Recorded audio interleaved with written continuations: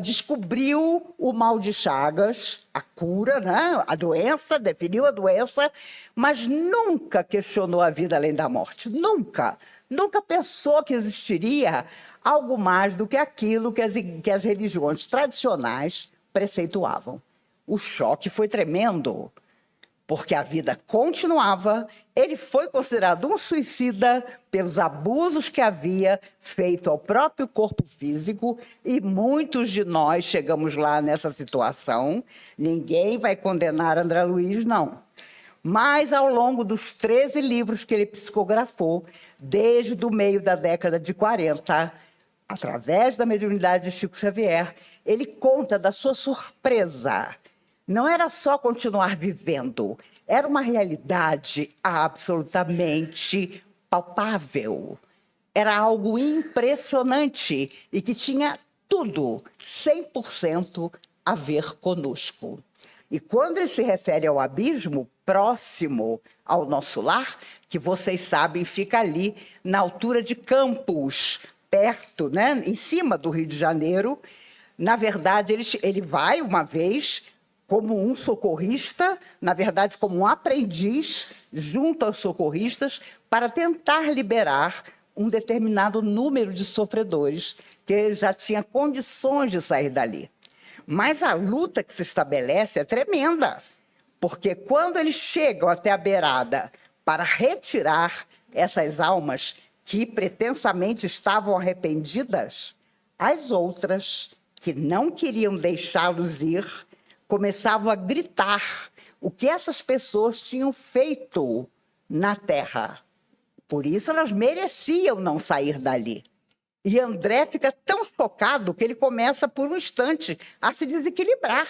Poxa, então eu vim aqui ajudar a tirar do abismo gente que não merece? Imediatamente, Clarencio percebe a situação e diz, como quem dissesse para todo mundo, vamos manter o nosso padrão vibratório. Exatamente aquilo que a gente escuta quando entra na cabine de passe. Meus irmãos, vamos orar. Vamos mentalizar o positivo. E às vezes você vai tomar passe, você pensa em qualquer coisa, as mais malucas possíveis, menos na sua concentração.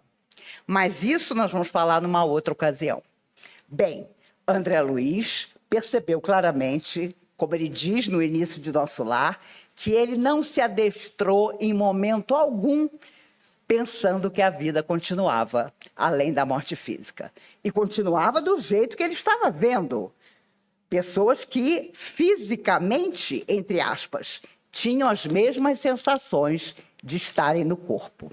Esse corpo, que por enquanto é o nosso instrumento de comunicação com a vida, porque um dia ele vai deixar de existir, ele é tão isolante que ele não faz que nós nos esqueçamos apenas das vidas anteriores. Ele nos protege, vamos dizer assim, de um monte de coisa. Por isso, as almas sofredoras, muitas vezes, quando se comunicam, se queixam. Ele está num corpo de carne, ele pode se distrair. Eu não. Eu vivo permanentemente essa situação de sofrimento.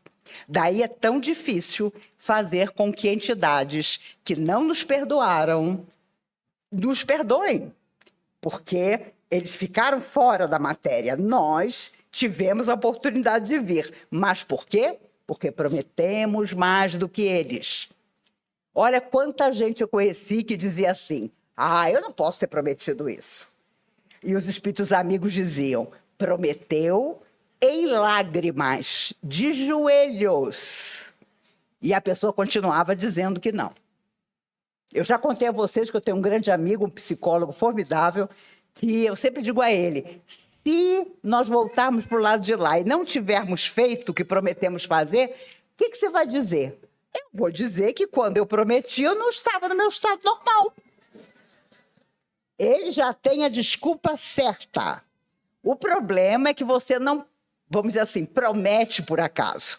Você senta, você analisa as suas últimas vidas, os seus protetores dizem, olha, meu filho, isso aqui está esperando há tanto tempo para você resolver.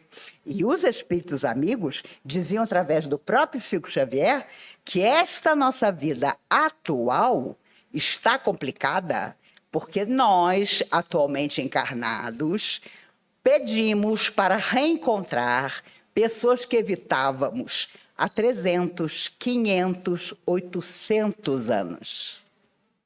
Ai, fulano, quanto tempo mesmo que a gente não se encontra na Terra? Ah, tem uns 200 anos. Ai, agora eu caso com você. E aí, vocês já viram, uma pessoa que você perdeu de vista há 200 anos atrás não é a mesma pessoa que você está sonhando. E aí as complicações acontecem. Mas as almas que estão chegando e que vão chegar são aquelas que tiveram mais tempo para viver fora da matéria e, portanto, se prepararam mais. Apareceu ontem ou hoje uma menina de 9 anos do interior que descobriu uma nova estrela. Uma brasileirinha de 9 anos.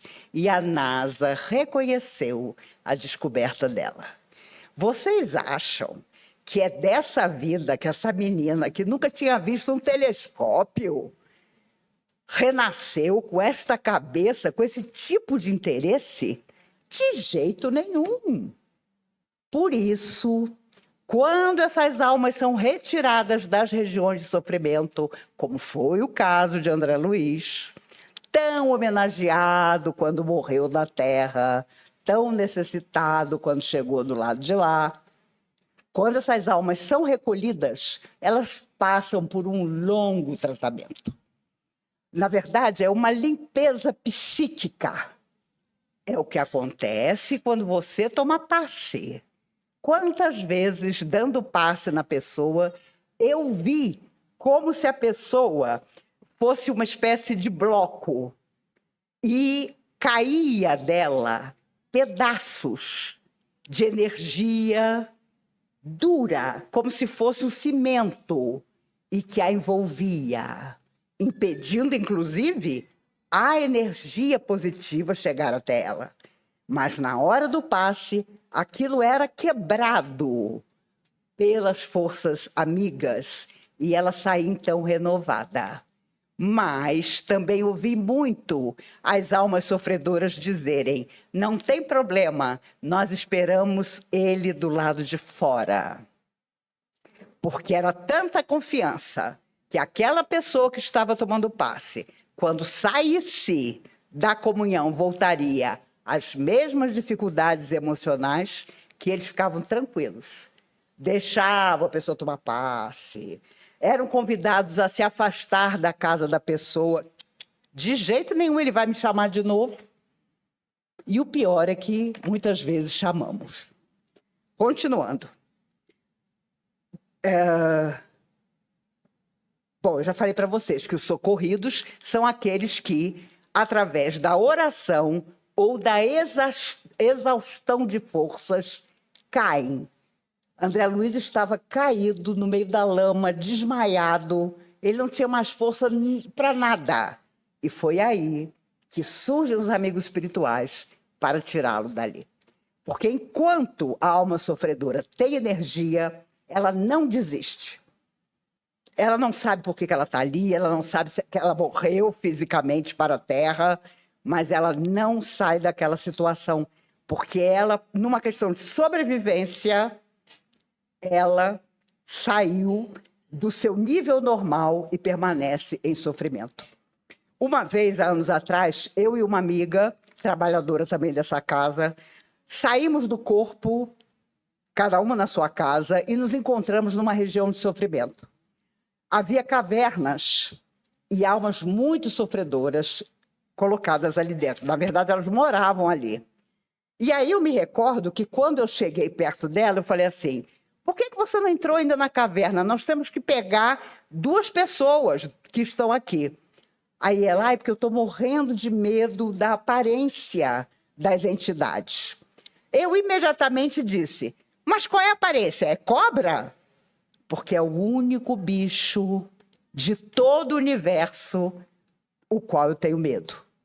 Aí ela disse: não, não é cobra. Eu: que bobagem, vamos entrar. Eram entidades em forma de ratazanas, da nossa altura.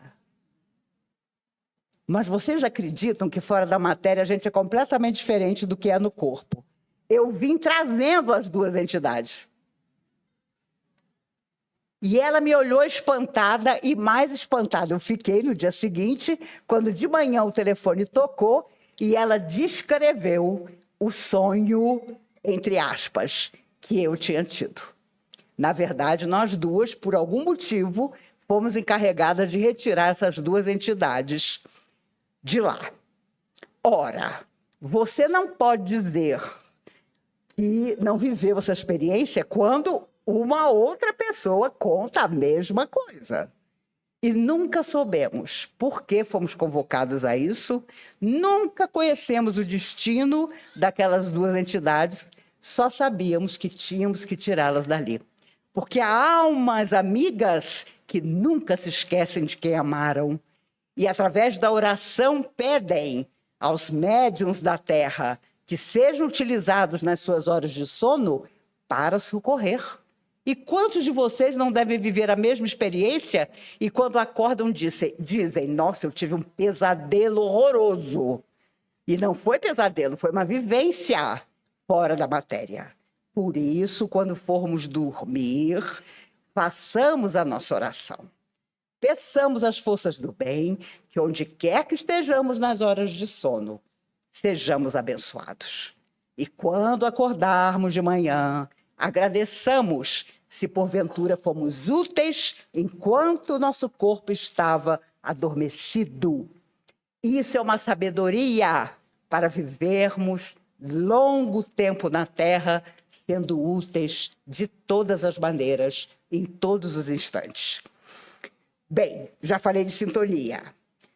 Por que os mentores nos acompanham, mas só os vemos nessa hora, na hora do pucutufe? É porque chegou a hora de sermos ajudados. Antes do pucutufe, não. Então, eles esperam que tudo aquilo saia de nós para que possam nos levar às regiões de socorro, como aconteceu com André Luiz, que quando acordou, achou que estava recém-operado na Terra e estava mais do que enterrado. Essa limpeza nas câmaras de retificação, que André Luiz também descreve, é quando a pessoa sai de uma região de muito sofrimento, ela chega nessa câmara de retificação, ela passa por uma limpeza tremenda e, gente, vamos ser honestos, não é uma limpeza só do perispírito, que é o corpo espiritual que continua existindo, é por dentro também. Vocês se recordam que André Luiz, um médico, um sanitarista, um cientista, com muita alegria, se ofereceu para limpar o vômito das entidades sofredoras em recuperação nas câmeras de retificação. Meu Deus, espírito desencarnado vomita? Vomita. E vomita as energias difíceis com as quais ele se alimentou enquanto estava em sofrimento. E lá ia André Luiz, agradecendo a Deus, limpando o chão, enquanto as almas que sofriam se recuperavam. Não diga que você nunca vai fazer isso, porque André Luiz considerou-se um felizardo por ter esse tipo de tarefa em nosso lar. Não estou desejando isso para ninguém, não. Mas se acontecer, pega um pano e vai.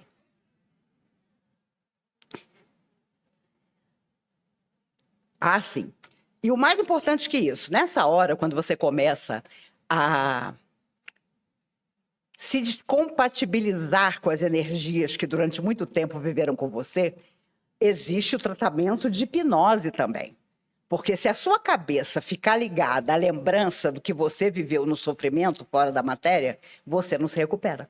Você fica com medo das entidades que te assediavam, você fica querendo voltar para a Terra, Ah, eu quero saber como é que está todo mundo, como está minha cachorrinha, como está meu jardim, como está meu marido que me adorava, ele deve estar alucinado de saudade. Já casou com outra há muito tempo. Vocês percebem claramente que toda vez que André Luiz queria ver a família, os espíritos davam uma desculpa, gente. A mulher dele, apaixonada por ele, já tinha casado de novo. Entendeu? Por isso que tem uma frase antiga que diz assim: viúva é o que morre. Porque é verdade, cá entre nós, tem gente que se dilacera. Tem gente que, não, eu nunca... Olha, eu conheci pessoas, gente, vocês sabem que eu não choro, não consigo chorar desde criança. Devo ter vindo já magnetizada para isso. O que eu já falei, o que eu já fiz prece em velório, do viúvo se jogar sobre o caixão. Não me deixa, não me deixa. Meu Deus, eu quero morrer junto, quero ser enterrado junto. 4 meses depois, estava casado de novo. Gente, eu passaria a noite contando as histórias, gente. Vocês pensam que é gente moça? Não, conheci gente com 80 anos, que aproveitando a morte da companheira da vida toda, chamou os filhos e contou que tinha outra família. E eu falo de homem porque as mulheres são mais bobas, sabe? A mulher chora, até descobrir que ela vai ter que dividir a pensão com alguém que ela nem conhece.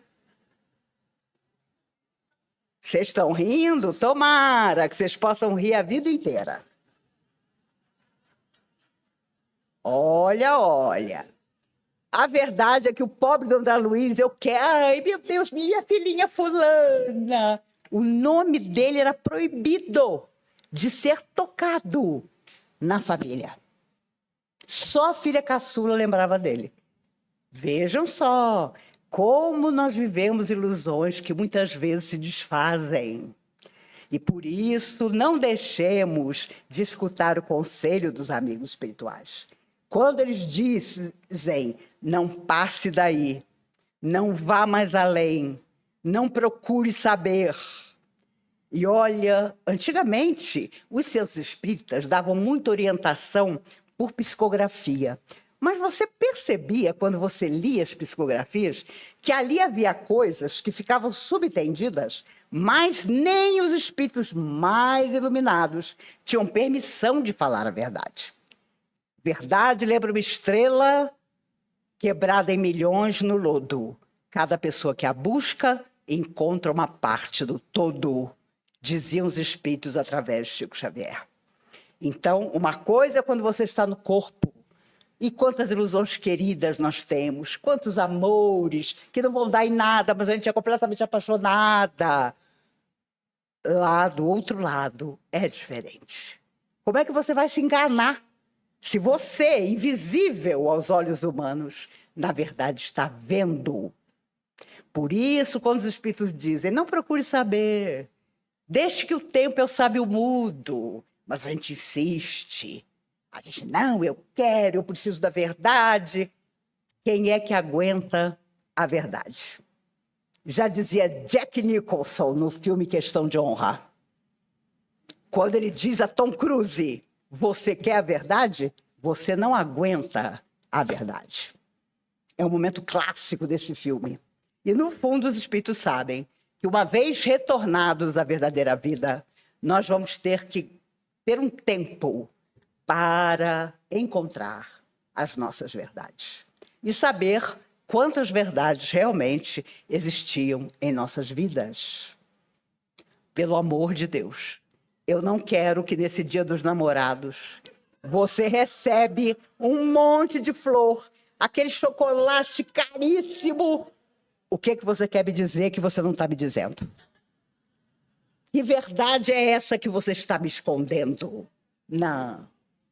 A pessoa está casada com você há 50 milhões de anos. Ela só tem dinheiro para um Kit Kat, que está em oferta na loja americana.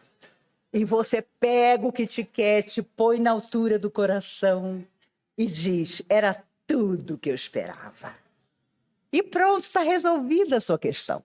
porque de ilusão também se vive. Meus amigos, agora o mais difícil, falar dos abismos interiores. Porque se fosse só o abismo de fora, o problema é que maldade, prepotência, violência, intolerância, racismo, tudo isso é abismo. Abismo que trazemos de outras existências e que precisamos extirpar de nós. Mais do que extirpar, dulcificar com amor, com realidade, com beleza. Porque esses abismos nos acompanharão em qualquer parte. Não adianta mentir, não adianta pedir. Aquela mulher que havia feito 16 abortos aparece às portas de nosso lar chorando e pedindo para entrar. E André Luiz fica desesperado, porque o responsável pelo portão diz: não posso recebê-la. Mas como não? Vê aqueles pontos todos em torno da cabeça dela? São os filhos que ela impediu que nascessem, nas circunstâncias mais diversas. Se ela entrar aqui, ela terá um acesso de loucura aqui dentro, que em questão de minutos envolverá os nossos enfermos já em recuperação. E aí as consequências serão tremendas. E ela, então, quando vê que não vai ter a sua entrada permitida, se transforma e se mostra como verdadeiramente era. E André Luiz fica pasmo, porque se ele, André, estivesse tomando conta daquele portão, ele teria aberto para ela. Mas existe uma disciplina férrea. Por isso Cristo afirmou: a cada um segundo suas obras. Por isso Chico Xavier perguntou a Emmanuel quando aceitou a tarefa do bem: diga-me o que eu tenho que fazer. E Emmanuel disse: 3 coisas. A primeira, disciplina. A segunda, disciplina. A terceira, disciplina. E assim, por quase 80 anos, ele levou a vida dele. Quando nós vamos à casa espírita necessitados, queremos resolver tudo. Quando resolvemos para aqueles que conseguem, logo alguém nos pergunta: agora vamos ao trabalho? Aí a coisa desanda. E eu tenho ouvido isso em todos os lugares onde faço palestra. Mês passado fiz uma palestra pelo computador para o Japão, às 8 horas da manhã, porque lá eram 8 horas da noite. E o pessoal dizendo lá: Maísa, a gente pode se considerar menino de sábado? Eu falei: é claro, porque todo menino de sábado é alguém que sabe o que deve fazer, e se não faz, é porque não quer. Então, pensemos, ninguém chega a essa casa abençoada como a comunhão, cujo presidente espiritual é Dr. Bezerra de Menezes, para fazer nada, para desencarnar em situação de sofrimento, para ir para uma região de luta e não conseguir sair de lá. Nós vamos trabalhando, desencarnamos, continuamos a trabalhar. Nem preciso dizer a vocês que existe uma comunhão no mundo espiritual, muito maior do que essa. Frequentes vezes eu sonho, aspas, que nós estamos lá. E, para a sorte de vocês, durante as horas de sono, é Dr. Bezerra de Menezes, é seu Eurípides Bassanufo, é Dr. Dias da Cruz, que faz as palestras, não sou eu. Então, vocês têm aquele alívio, né? Mas a verdade é que tudo continua, nada morre, porque somos eternos. Mas o que deve morrer são as nossas ligações mentais, emocionais, com aquilo que nós precisamos transformar. Eu não sei se vocês gostam de biografia, e não é uma leitura fácil, mas eu li semana passada, a minha fisioterapeuta me emprestou, a biografia da atriz Viola Davis. Já ganhou um Emmy, um Tony, um Oscar. Ela tem 57 anos, é uma mulher negra, extraordinária como atriz. Há vários filmes maravilhosos dela, inclusive Dúvida, que ela trabalha com a Meryl Streep e com Philip Seymour Hoffman, hoje desencarnado, porque ele tirou a própria vida, mas um ator maravilhoso. Bem, ela teve uma vida e ela começa a contar a história dela, na biografia dela, quando ela tem 8 anos. Todo o racismo que ela viveu, toda a pobreza, todos os abusos, pai e mãe alcoólatras que se batiam diariamente. Foram 6 filhos. E ela conta, então, e não é uma leitura fácil, os episódios da vida dela. Mas há um momento que me chamou muita atenção e eu prometi a mim mesma que contaria a vocês. Não estou contando o final do livro, não. Ela, numa das brigas do pai e da mãe, e eles se cortavam, eles se machucavam profundamente. A mãe ficava irreconhecível, de tanto que apanhava. Ela se trancou no banheiro, eles moravam num lugar miserável. As ratazanas comiam a bochecha das bonecas dela. Ela se trancou no banheiro, abraçou o vaso sanitário com 8 anos de idade, fechou os olhos e disse: Deus, se você existe, me faz ficar invisível. Me tira daqui. Eu não quero mais viver isso. Eu não quero ver meu pai batendo na minha mãe. Me tira daqui, Deus. Eu vou abrir o olho. Se eu ainda estiver abraçada com o vaso sanitário, você não existe. Ela abriu os olhos. Ela estava dentro do banheiro abraçada com o vaso sanitário. Ela olha para o telhado e diz: está vendo? Eu sabia que você não existia. Ah, meus amigos, quantas milhões de crianças e adolescentes, nesse exato momento em que aqui estamos, numa casa de luz e paz, não estão fazendo o mesmo pedido. Quando eu abrir os olhos, se você existe, eu quero ter desaparecido. E quando abrem os olhos, ainda estão no mesmo lugar e na mesma situação. Pensemos sobre isso. Pensemos que temos nos queixado tanto, por tanta bobagem, por coisas tão pequenas, quando a maioria do mundo vive numa melopeia de dramas reais. E nós ainda nos afirmamos crentes em Deus e em Jesus. Já imaginaram os tormentos morais que cada pessoa que buscou Jesus para ser curada do corpo e do espírito enfrentava? E os espíritos dizem que muitos de nós, meninos de sábado, estávamos lá. Mas com certeza não entendemos nada do que Jesus pretendeu nos dizer.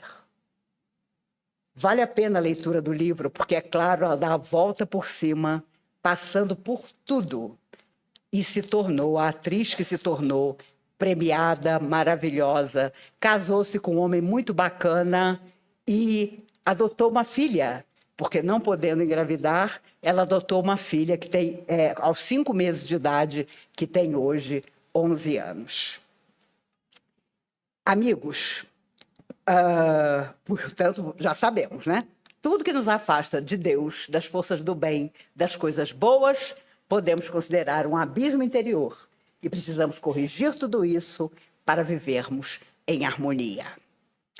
Vocês viram? Partiu Rita Lee. Oh, meu Deus! Partiu Rita Lee, que trouxe a música da minha adolescência. Ela tem uma frase maravilhosa numa das músicas dela que diz assim: não adianta chamar quando alguém está perdido, procurando se encontrar.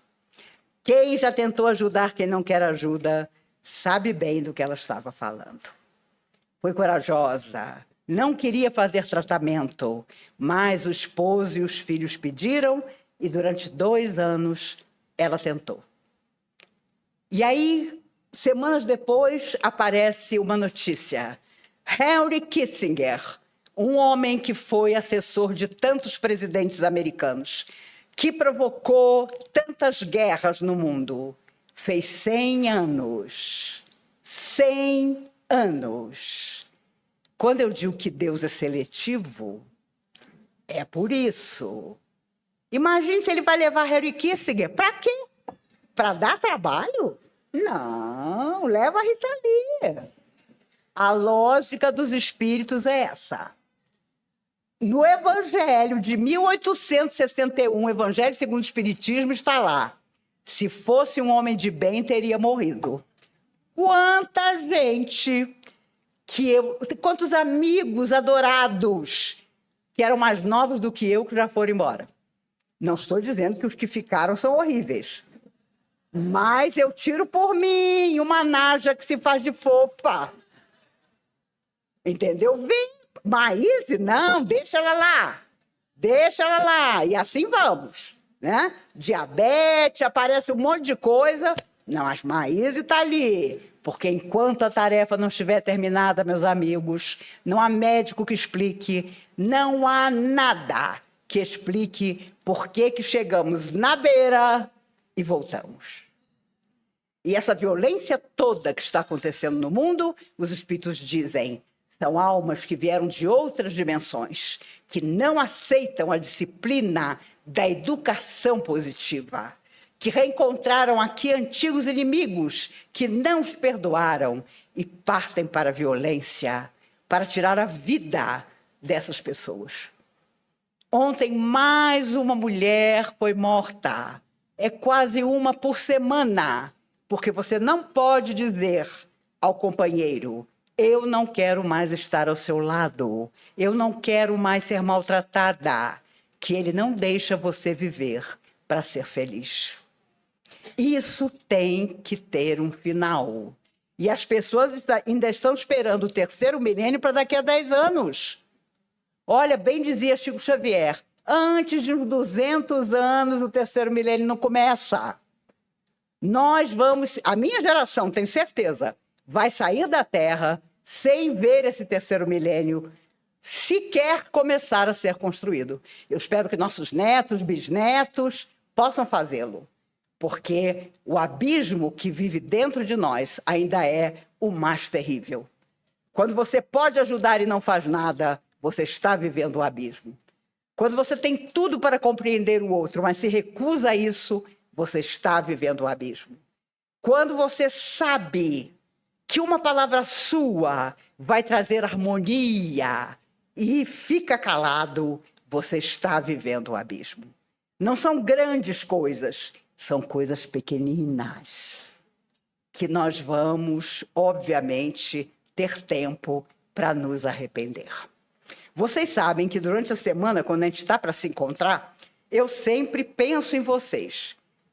E eu sei muito bem que não é toda vez que cai uma mensagem que tem a ver conosco, mas esta que eu vou ler. O livro é Estude Viva, 1960. Eu não tinha nem 3 anos. É de André Luiz, justamente André Luiz. É tão bonita que eu falei, eu tenho que ler para os meninos de sábado.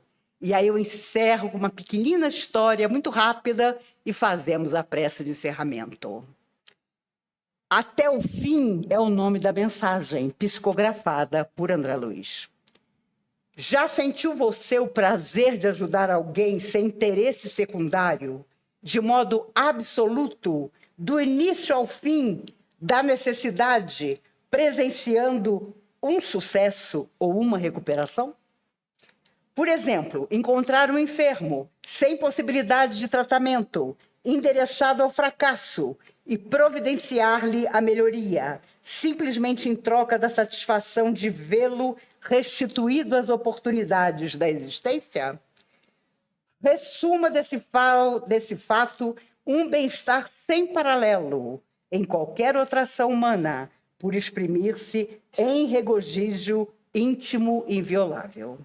Você já pensou nos resultados inalienáveis de se proteger uma criança impelida ao abandono, desde as primeiras iniciações da vida até a obtenção de um título profissional que lhe outorgue liberdade e respeito a si mesma, sem intuito de cobrança?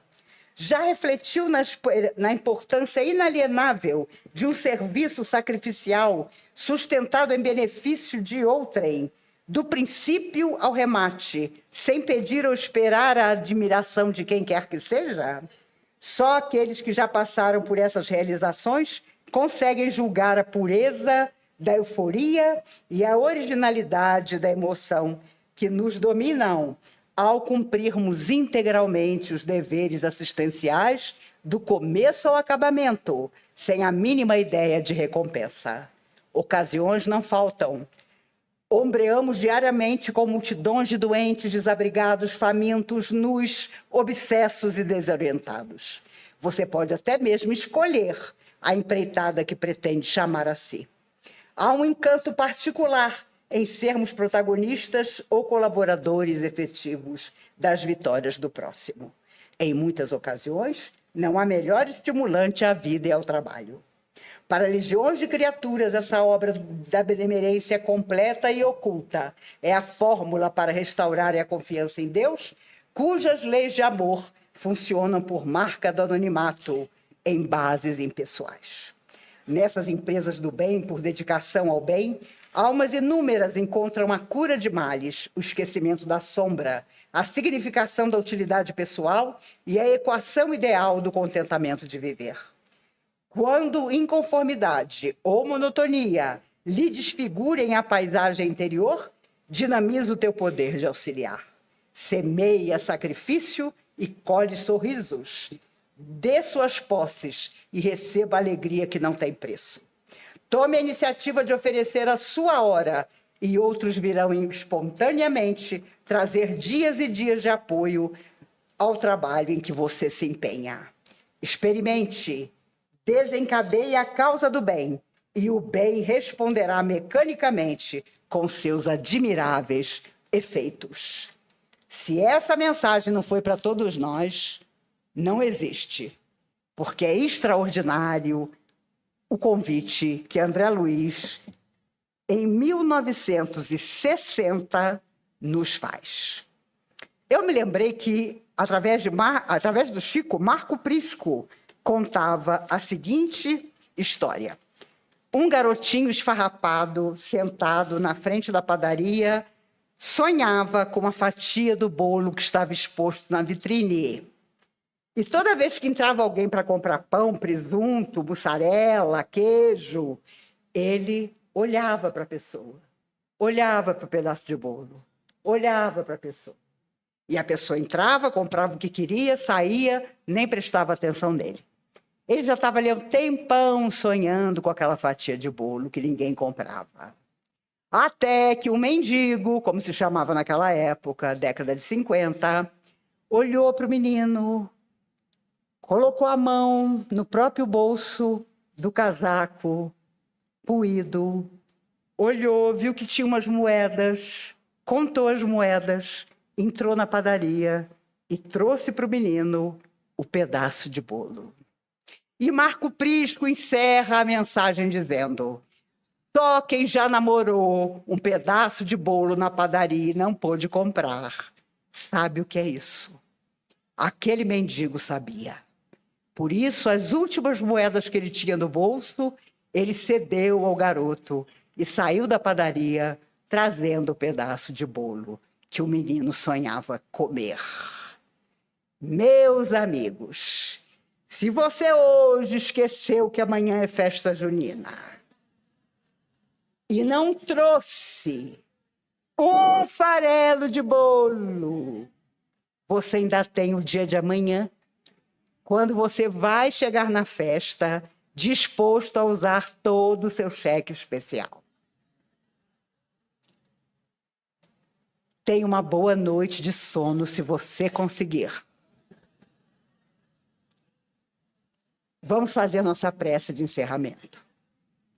Eu tenho aqui um querido amigo à mesa. Se apresente, meu amigo. Levante-se e diga o seu nome. Boa noite, pessoal. Sou de São Paulo.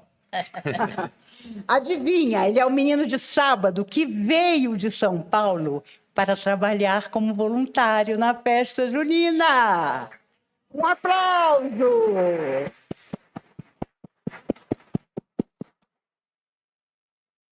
Meninos, nós ainda vamos dominar o mundo. Vamos fazer nossa oração.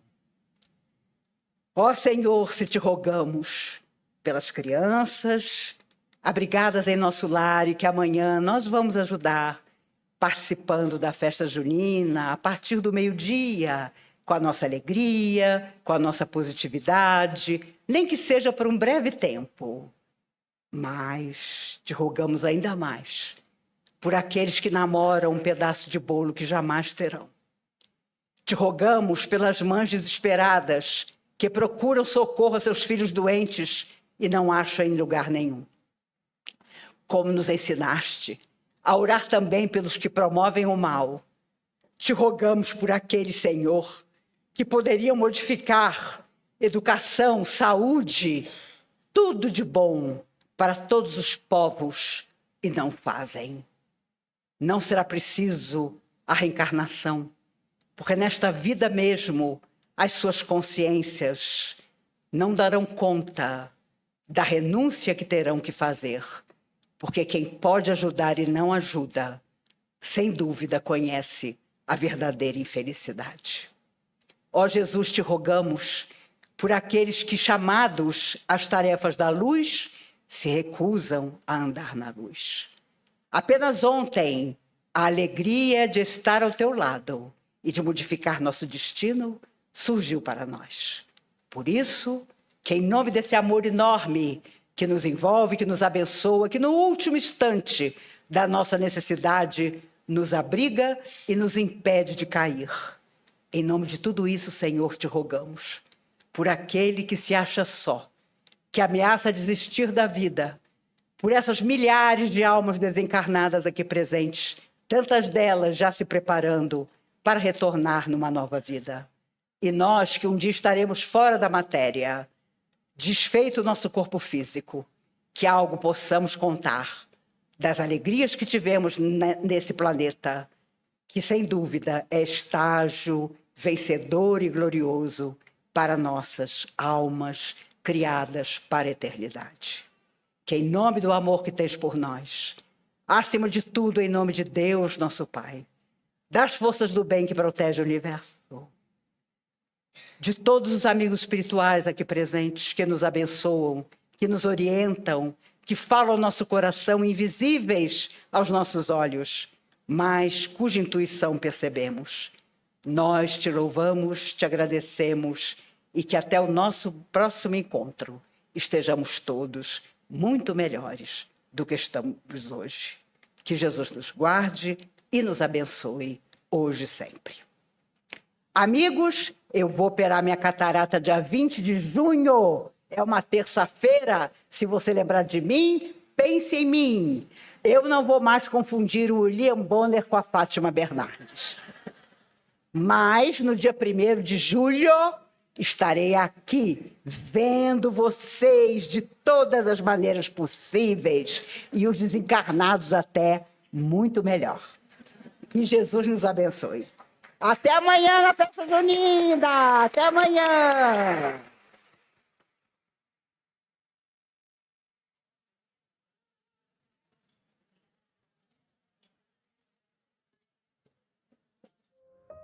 Sejam bem-vindos à nossa sala de passe virtual da Comunhão Espírita de Brasília. O passe tem como finalidade auxiliar a recuperação física, mental e espiritual, substituindo os fluidos deletérios por fluidos benéficos.